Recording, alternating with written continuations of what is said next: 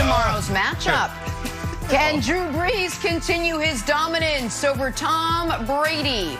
And tomorrow, Ravens-Bills in the Condiment Classic. Happy Friday, everyone. Give me ketchup or give me mustard.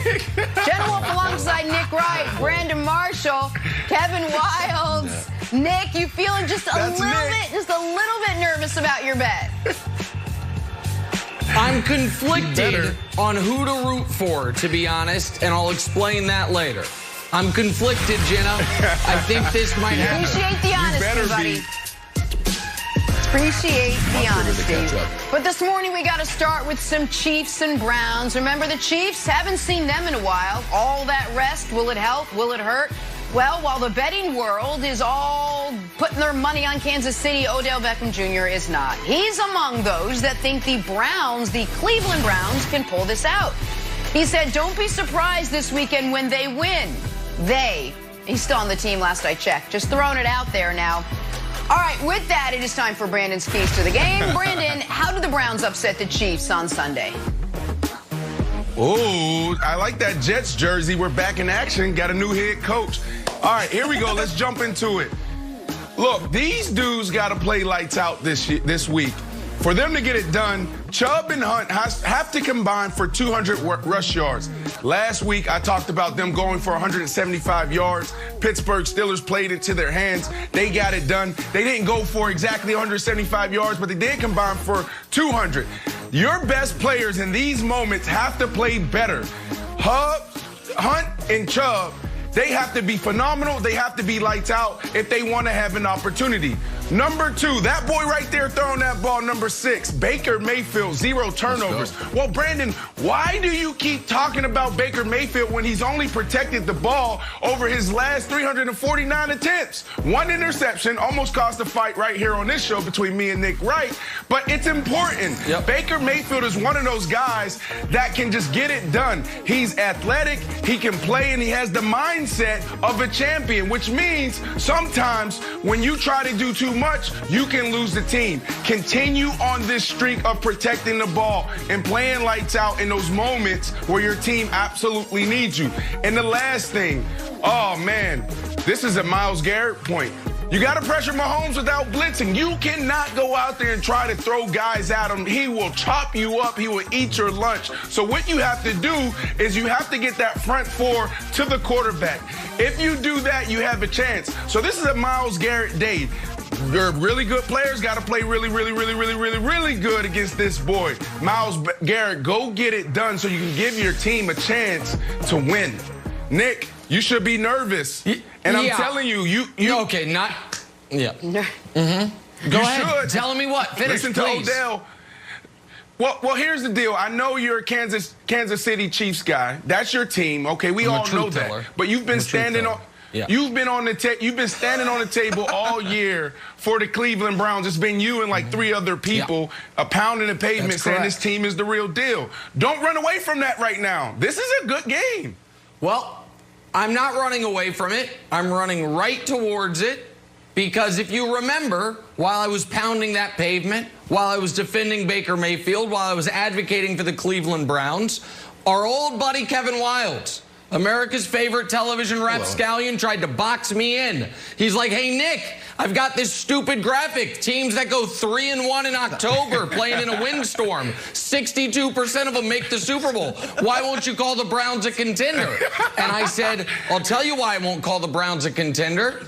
Because they can't beat the Chiefs. As great as I thought they were all year, as good as I thought they were all year, as impressive as I thought Baker was, especially the second half of the year, they can't beat the Chiefs. Odell, I think Odell knows it. I think that's why Odell didn't include the word we. He said they. Who's he talking about? Who knows? I know Patrick Mahomes thinks he's talking about the Browns, because if you check Mahomes' favorites, you know what you see in the greatest playoff quarterback of all time's favorites, you see Odell's tweet. He's already making mental notes. You might say, oh, Nick, you're going to call Mahomes the greatest playoff quarterback of all time. Just statistically, I mean, a guy, you know, he's never lost a playoff game in regulation. Every playoff game he's ever had, he's had the lead with 45 seconds left once his defense let him down. But everybody knows it. Vegas knows it. This is the same point spread as Saints-Bears. And you know why? Because the Browns are not going to be able to stop the Chiefs. And I'm going to throw a little curveball to our production staff. Can we show my second graphic first whenever you get a chance? The Browns defense, folks, not good. Most points per game allowed against playoff teams. The Lions, they stunk. The Dolphins missed the playoffs even though we thought they might make it. The Cowboys were awful. And then there's the Browns. So I would add to Brandon's keys to the game, Cleveland has to either win the turnover battle by at least 3 or win it by 2 and score a special teams touchdown. Otherwise, Wilds, this is going to be a laugher. And it'll be a great warm-up game for the Chiefs for their playoffs that actually begin next Sunday. Disrespectful. No, but I think he's right, Brandon, because I think we need something weird to happen, just like something weird happened in the Steelers game. Now, luck is on their side, because I don't think there's just weird things happening in the Steelers for no reason. I think they were just rusty. And Patrick Mahomes hasn't taken a snap in 20 days. I think something weird can happen. And Nick, I know you love to say, like, we come back, we were behind every playoff game and won the Super Bowl. I'm like, I guess that's, you guys have really tricked me. You've turned that into like something to be proud of, the fact that you fell behind in every single game. Winning the Super Bowl. It's a magical trick they've done. Like, the ability to come back. Like, well, why are you guys always behind? Brandon, the one thing I am worried about as a Browns fan, I guess, for the next few days, and you said, it's just empty calories.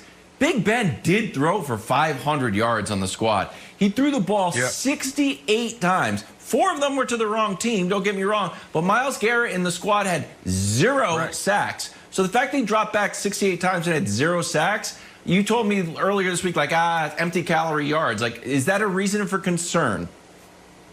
I don't like it. Well, no, I mean, because you got to look at the other side, right? Those 4 picks were crucial, and that's to Nick's point where it's like they have to win a turnover battle.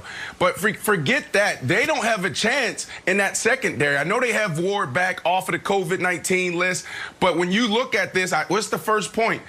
You got to have Kareem Hunt, and you got to have Chubb go for at least 200 yards. Why is that important? Because you're keeping that guy on the sideline, Mahomes. Don't let that guy even come out and give him a chance to throw it for 500. So I'm trying to be smart here. Let's keep those boys on the field.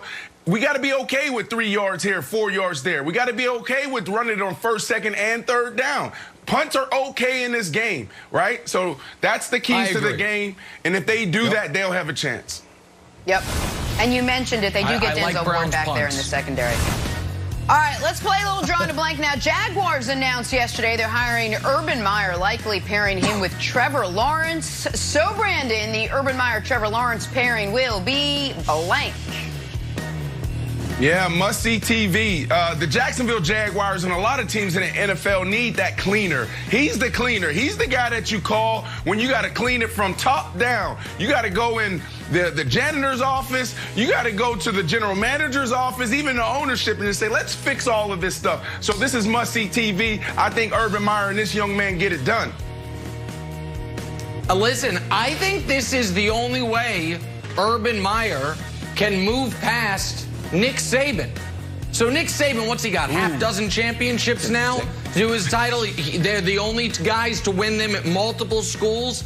Urban Meyer, if he would have gone to the University of Texas, even if he would have won a title there, still Saban is going to be ahead of him in the hierarchy. But if he can succeed where Urban failed, in the same state, no less, actually, where Saban failed, pardon me, where Saban coaching the Dolphins, I think we're talking about where is Urban Meyer on all-time greatest football coaches, college or pro. So I find that to be an interesting wrinkle, Wilds. Good point. See, I like that take a lot. And one of the reasons why Saban flamed out is because he couldn't control the whole roster. He said it was a lot different than college, where he just has guys like, this is what we got. This is as close to a college environment as you can get. They've got the most cap space, $76 million, and they're getting the #1 pick at quarterback. So you pretty much can make your own team just like a college situation. I think he's going to do great, Jenna. All right, we got to switch gears, get you set for this weekend. Josh Allen and the Bills, Lamar Jackson and the Ravens. Bills are favorites. Nick strongly disagrees. We'll discuss. It's next. It's First Things First.